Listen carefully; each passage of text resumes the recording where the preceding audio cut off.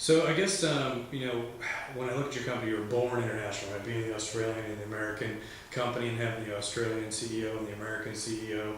So if you're born international, how does that take place? And is there an interesting history between having an Australian CEO and an American CEO? I mean, how did that all come about? It seems pretty interesting.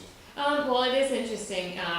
Carol and I, interestingly enough, she's married to an American from Philadelphia, which So is she where I'm completely originally. understands American culture, Exactly, right? and that's where I'm originally from, so we laugh about that. And I'm married to an Australian. So you completely understand the Australian culture. So you guys never have any cultural issues, right? I don't know about never. There are always some in terms of there can be challenges in terms of understanding the American marketplace from an Australian perspective. I think people think I think you speak the same language for the most part at least, that it's going to be a similar experience, but I think it is different. So there's always trying to work with her team and her production team to understand how the American market works. It is much more vast. It is more it's different. So those are some of the challenges. I mean, other challenges obviously are the time difference, and Isn't it?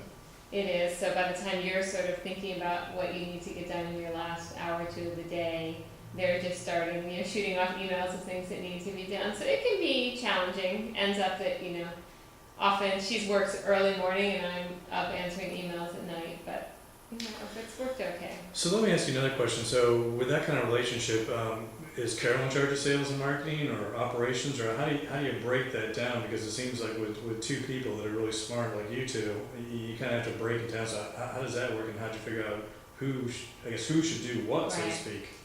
Well, I guess being in the U.S., it made more sense for me to oversee the sales and marketing because I'm the American face. It's always great to bring Carol to trade shows. They love the accent, it sells well, and it helps to sell well. But in terms of day-to-day operations, I handle the sales and marketing for most of the world. She's doing a bit more in Southeast Asia just with the time difference. We're recently into Hong Kong, Singapore, and South Korea, so that makes more sense for her to do some of that. She really manages with our design team the production, the design. So that's where the Australian beach fashion flair comes from, right? Exactly. Our design team is based in Sydney and works with her out of her office there. So that's sort of, we work together collaboratively on, obviously our top line strategies and where we're going to go. But day-to-day operations, yes. I oversee the sales and marketing, and obviously then our U.S. operations in terms of once it gets here, how does it get to Nordstrom and all these other places. And they're focused more on, the design, production, and getting it here in the first place. So that in broad strokes, that's how it works. So you mentioned Southeast Asia, Korea, and I think there's two other countries. But you didn't mention Europe. Are you doing anything in Europe? We actually are. We're very excited. Last year we picked up a distributor in Spain. Oh, really? And it's been interesting to see that Spain has its own, there's a lot of beach there and a lot of sort of party culture, but they've become increasingly interested in Australian consumer products. Tú hablas español. Sí, por supuesto. Fantastic. And then this year we are going to be working with a distributor in the UK, which has been a target of ours for a number of years, so we're excited about that. And then we also have new customers in Germany, Denmark, and France. Wow. So when I look at the retail industry, what I see is like a nosedive in sales. Is that what you're encountering, or? Well, I have to say the market in the US has been a bit tough this year, but luckily we had the foresight to think about other countries when we saw that things weren't looking so great. So we've been able to stay reasonably strong in this recession, given that we have had these new distribution agreements come into place, as I said, in Southeast Asia and Europe.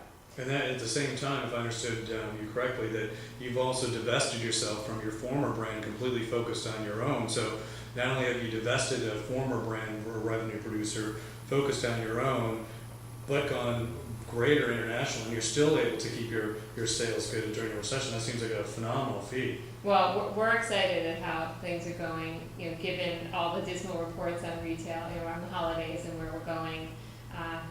We feel we've done something right in the last couple of years, and certainly focusing on our own brand has helped us to achieve those results. So let's see, you went from Darimi Kidz to Sunbusters to Sunbuster Kidz. So what does the future hold for Sunbuster Kidz and Jennifer? Well, we're looking, of course, to always build our market share in the U.S. by promoting our brand and the attributes that we have, and always being ahead of the fashion curve.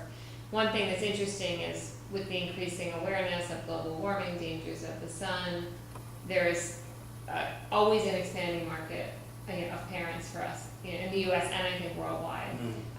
So we're excited about that. As people learn more, they know that it's a product that they need for their kids. I mean, the difference from 5 years ago to now, even in this country, of how many kids you see on the beach wearing a rash guard versus today has been phenomenal.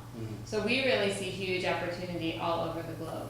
So we are going to be strategically focused on expanding, as we said, into Europe and Southeast Asia, make the most sense for us right now, and really getting out there and getting more and more people to know about Sunbusters and the quality that we stand for, the sun protection that we offer, and the fun fashions that the kids can be excited about. I mean, there are many times where people tell me that they've given Sunbusters as a gift and the child wants to sleep in it because they think it's so cool. They either look like a surfer, or it's great to get that kind of feedback, to know that you're putting a quality product that also has a public health benefit.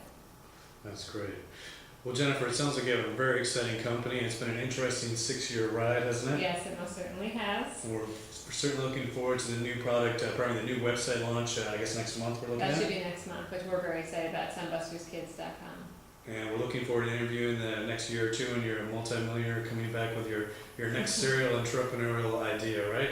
Well, I hope so. That would be great. Jennifer, thanks for your time today. Thank you for having me. Appreciate it. This is David Brown signing off from San Francisco. Have a good day.